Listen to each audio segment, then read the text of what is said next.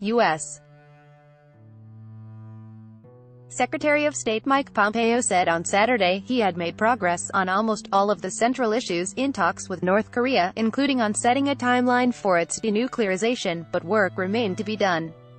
Speaking to reporters after a day and a half of talks in Pyongyang, Pompeo said the two sides agreed to hold discussions on July 12 on the repatriation of remains of Americans killed in the 1950-53 Korean War, and also discussed modalities for the destruction of a missile engine testing facility.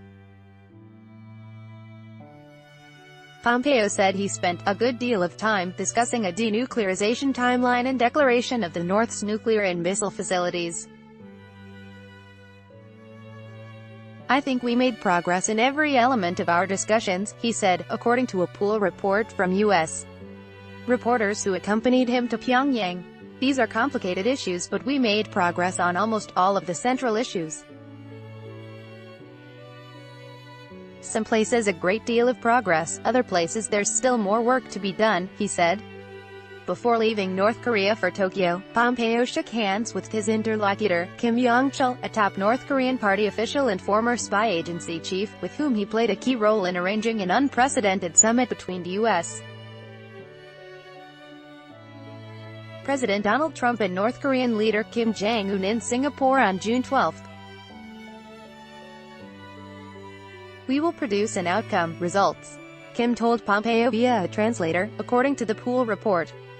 U.S. State Department spokeswoman Heather Nauert said Pompeo did not meet Kim Jong-un as he had done on his two previous visits to North Korea this year, but handed over a letter to him from Trump. Equally committed. Asked about reports based on U.S. intelligence assessments that North Korea had continued to develop its nuclear facilities even while engaging in dialogue, Pompeo said, "We talked about what the North Koreans are continuing to do and how it's the case that we can get our arms around achieving what Chairman Kim and President Trump both agreed to, which is the complete denuclearization of North Korea. There is no one walked away from that, they're still equally committed. Chairman Kim is still committed," he said. Nauert said the July 12 meeting, which Pompeo said would take place at the intra-Korean border, would be at working level and involve U.S. Defense Department officials. "That process will begin to develop over the days that follow," Pompeo said about the repatriation of remains. Kim Yong-chul said earlier that he and Pompeo had very serious discussion on very important matters yesterday. He joked that, as a result, Pompeo might have not slept well last night at the prestigious Paikwawan, or 100 Flowers Garden, guest house in what was his first overnight stop in North Korea. Pompeo reiterated that Trump was committed to a brighter future for North Korea. "So the work that we do, the path towards complete denuclearization, building a relationship between our two countries, is vital for a brighter North Korea and the success that our two presidents demand of us," Pompeo said. Kim agreed that the work was important. "There are things that I have to clarify," he said. Pompeo responded, "There are things that I have to clarify as well." Somewhat short on details, Kim Jong-un made a broad commitment to work toward denuclearization of the Korean peninsula in Singapore, but offered no details of how or when North Korea might dismantle a weapons program that Trump has vowed will not be allowed to threaten the United States.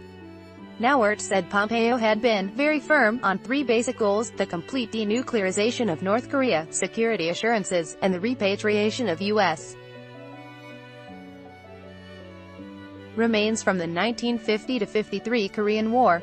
She said there had been no softening in the U.S. positions, although she would not explain why the department no longer defines its aim as complete, verifiable, irreversible denuclearization (CVID). "Our policy hasn't changed," she said several times when asked about CVID. "Our expectation is exactly what the President and Kim Jong-un jointly agreed to in Singapore, and that is the denuclearization of North Korea." Trump committed in Singapore to providing security guarantees to North Korea, and Washington later called off one of its major joint military exercises with South Korea, which Pyongyang regularly denounces as rehearsals for invasion. Nauert said U.S. and North Korean officials had set up working groups to deal with nitty-gritty stuff, including verification of efforts to achieve denuclearization, which would be headed on the U.S. side by Sung Kim, a Korean-American, who is also ambassador to the Philippines.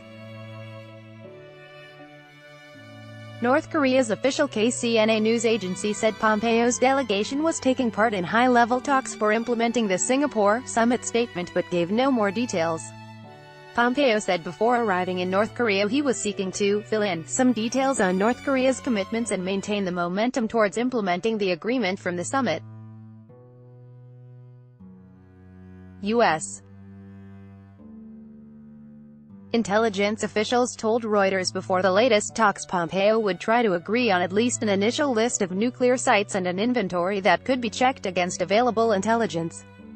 Trump said after the Singapore summit Kim had agreed to send the remains back to the United States, but that still has not taken place. Both issues are considered essential tests of whether Kim is serious about talks. North Korean officials have yet to demonstrate that in working-level talks, the intelligence officials said. Some officials in the State and Defense Departments and U.S.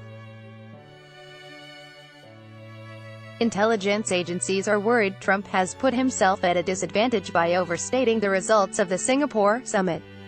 Pompeo had said before Singapore Trump would reject anything short of complete, verifiable and irreversible denuclearization. The State Department says pressure will remain until North Korea denuclearizes, but in statements this week, it redefined the U.S. goal as the final, fully verified denuclearization of the country. Some U.S. officials and experts have said the change in language amounted to a softening in approach. The State Department said its policy remains unchanged.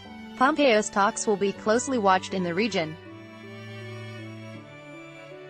He is due to meet officials from allies South Korea and Japan in Tokyo on Sunday.